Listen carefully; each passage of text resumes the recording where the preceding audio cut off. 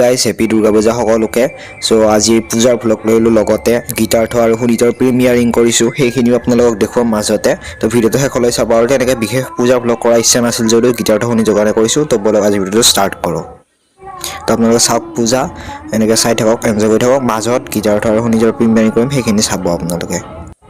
তেতিয়া পূজা চাওক। আৰু যিহেতু আমি ইমান মই ভ্লগ কৰা নাই, মাজে মাজে কৰিছোঁ, গতিকে ইমান তেনেকুৱা আৰু বিশেষ নাই।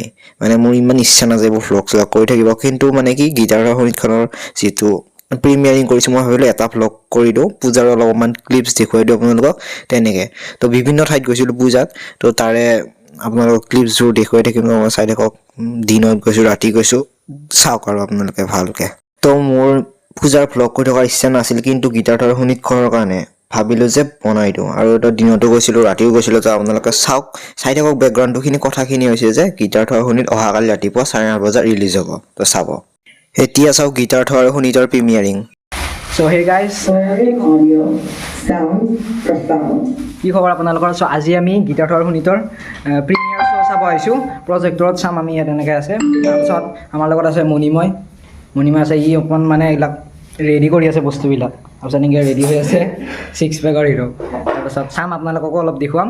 তো গীতাৰ্থ আৰু সুনীত আহি আছে 14 তাৰিখ, অক্টোবৰ 14 তাৰিখে পাব। আৰু আপুনি যেতিয়ালৈ চাই আছে, তো পূজাৰ ভ্লগৰ লগত একদম মিক্স কৰি পেলাই দিছোঁ। এতিয়া আমি চাম, আপোনালোককো দেখাই আছোঁ। তো গাইজ পুৰা ৰেডি হৈ আছে একদম। ইফালে চাউল আছে আৰু গীতাৰ্থ সুনীত। এতিয়া আমি গীতাৰ্থ সুনীত চাম, আপোনালোকক দেখুৱাই আছোঁ। আজি এই দুইটা শব্দৰ আঁৰত লুকাই থকা মানুহজনৰ কাহিনী আপোনালোকক ক'ম। আপোনাক স্বাগতম জনাইছোঁ।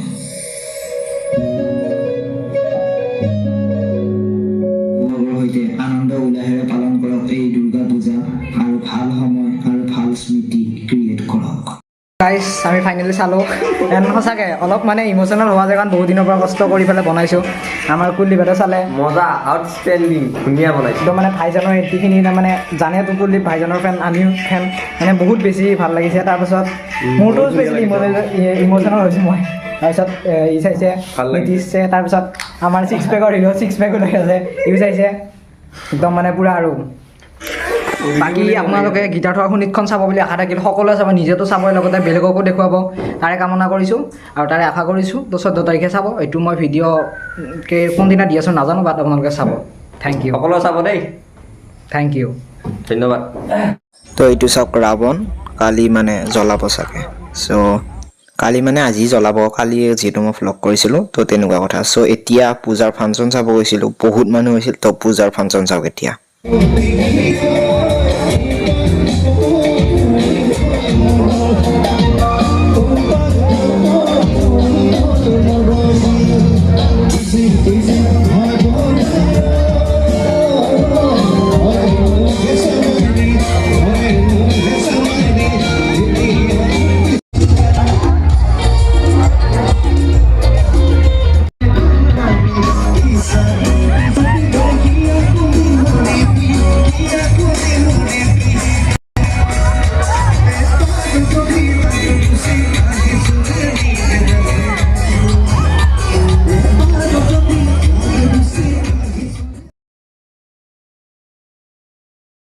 मुझ पर एक एहसान करना कि मुझ पर कोई एहसान न करना।